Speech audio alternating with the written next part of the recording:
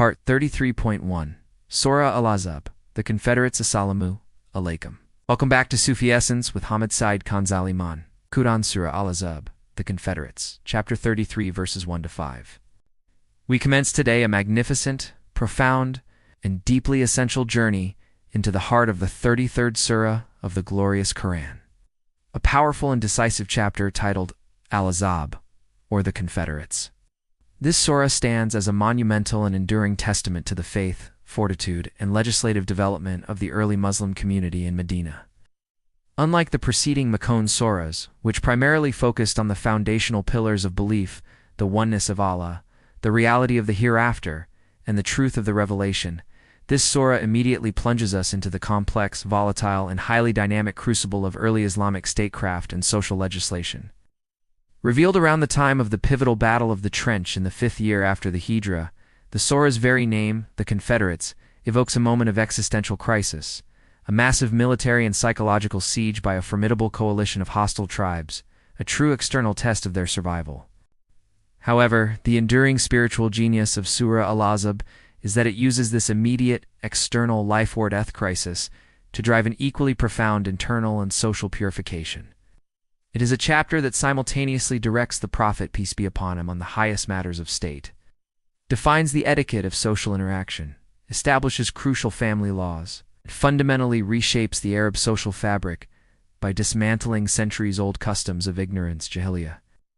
This is where the divine law crystallizes into tangible, practical commands, designed to create a distinct, pure, and spiritually fortified community.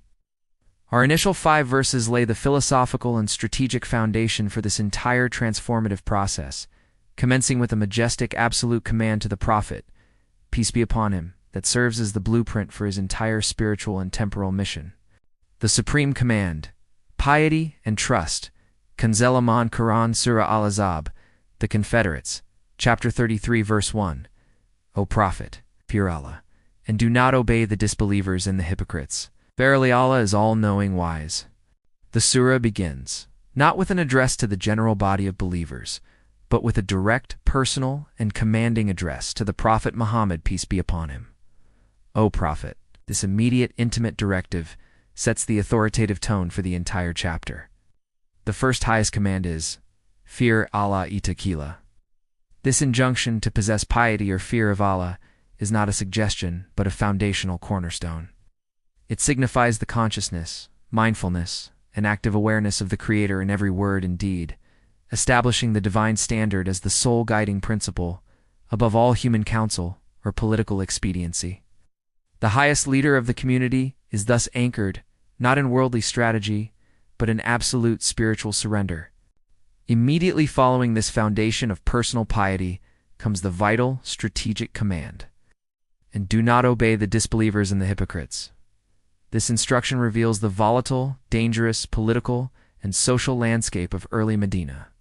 The Prophet, peace be upon him, was constantly facing pressure, advice, manipulation from 2 internal and external factions. The disbelievers, Kafirn, were openly hostile, and the hypocrites, Munfiqan, who posed a far greater, subtle, and insidious threat within the Muslim ranks.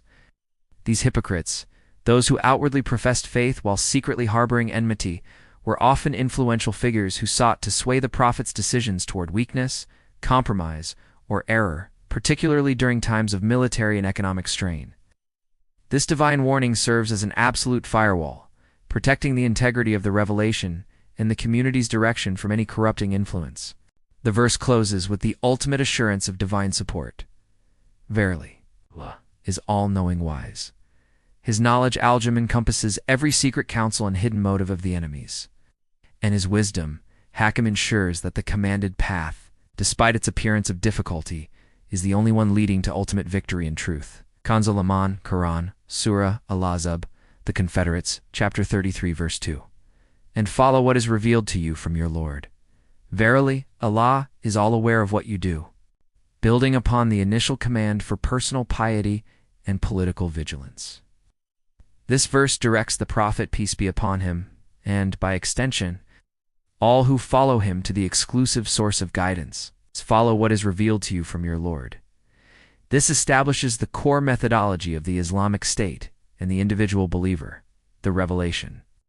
Y is the soul, supreme constitution, superseding all human traditions, customs, and transient political opinions. The command to follow Ayatabi is active, requiring constant effort to implement the divine dictates perfectly in all aspects of personal and public life.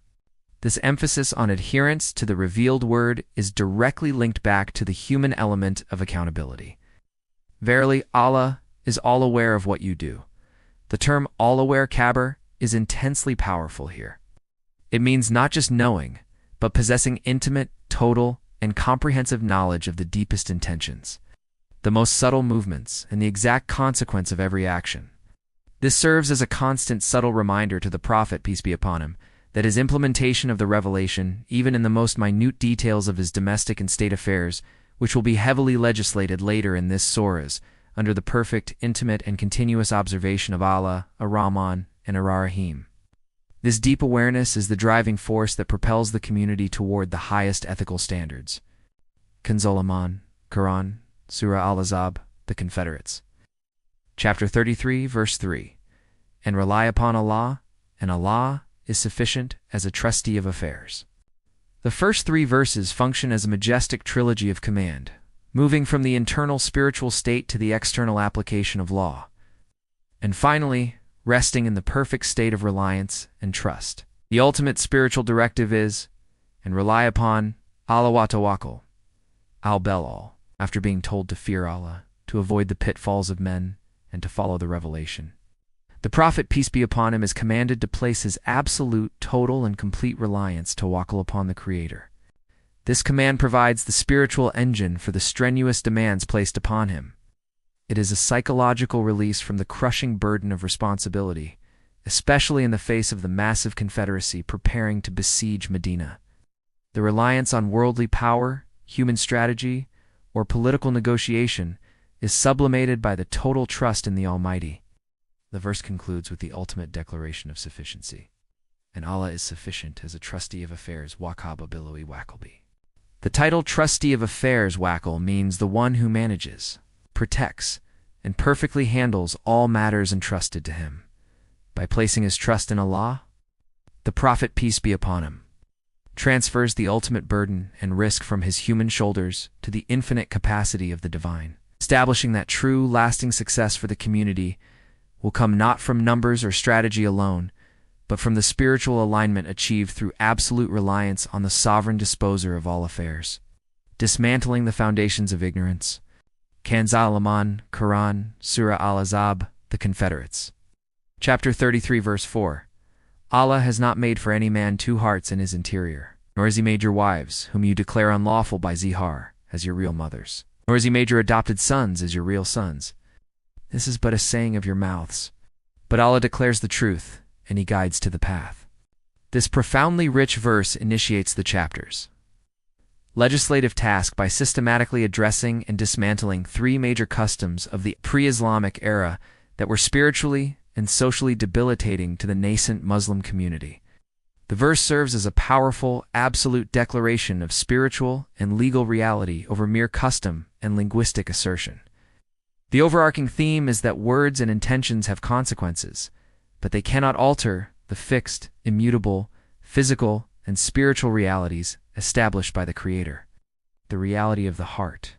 The verse begins with a foundational, spiritual principle.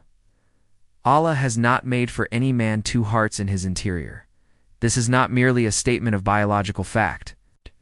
It is a profound declaration of spiritual unity and the impossibility of true dual allegiance. A man cannot simultaneously follow the commands of Allah and the desires of the hypocrites. He cannot genuinely seek the hereafter while being perfectly comfortable with the life of pure worldly lust. The heart kalb must be single and fixed in its orientation.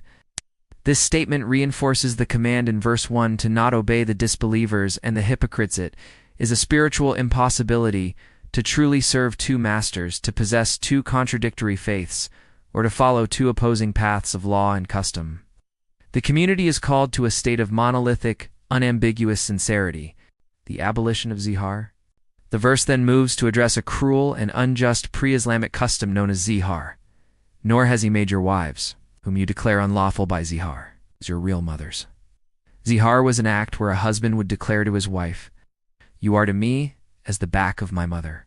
Under Jahiliyyah custom, this declaration instantly rendered the marriage dissolved and the woman forbidden to the husband, yet she remained bound, unable to remarry, effectively placing her in legal and social limbo. Allah categorically declares that this pronouncement, though spoken by the saying of your mouths, does not, in reality, transform the wife into one's actual biological mother, to whom marriage is permanently forbidden. The wives remain wives, and the utterance cannot change their identity or legal status. This ruling was revolutionary. It revoked a destructive custom based on mere verbal assertion, establishing that divine law must govern reality, not impulsive, arbitrary, or hurtful human utterances. The status of adoption. The final custom abolished in this verse is that of adoption.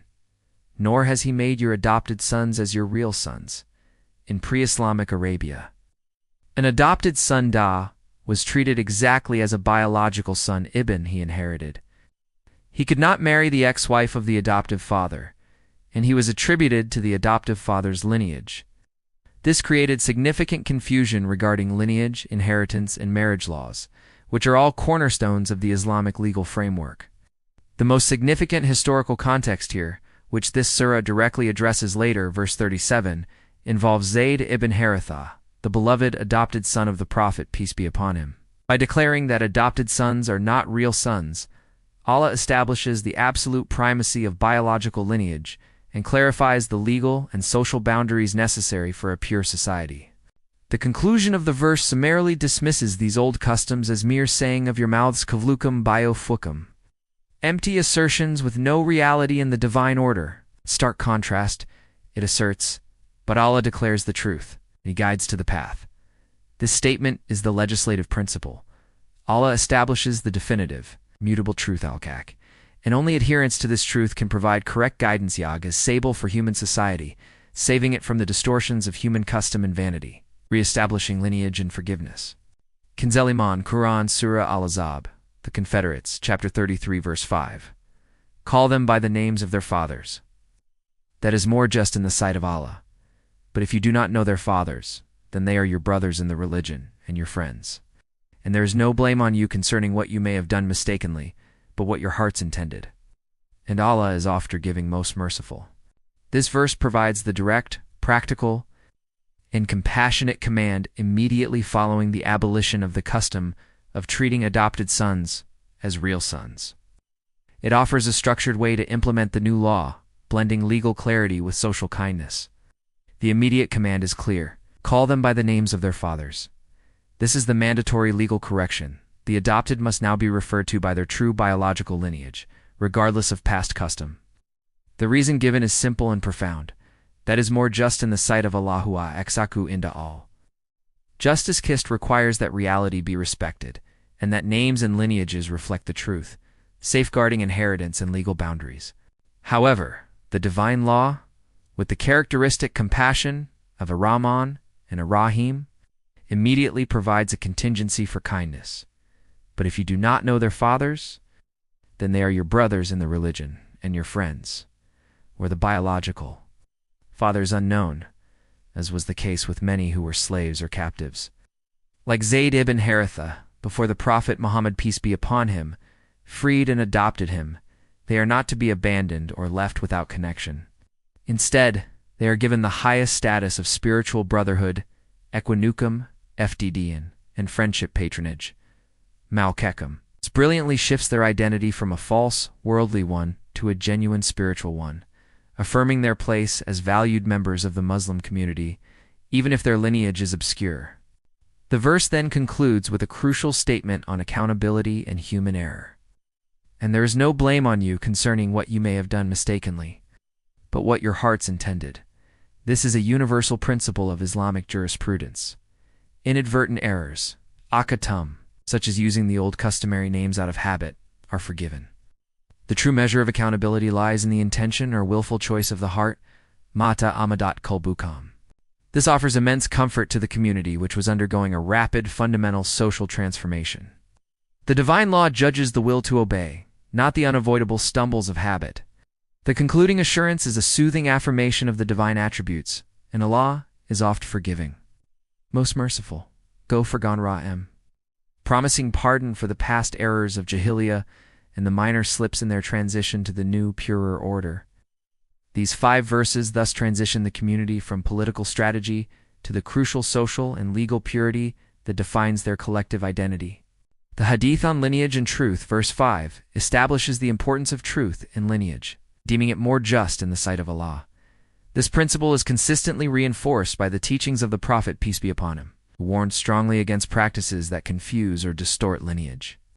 The Prophet, peace be upon him, taught, the worst of lies is for a person to claim to be the son of other than his father, or to claim to have seen in a dream what he has not seen, or to attribute a saying to me that I did not say. Sahih al-Bukhari, Hadith 3509.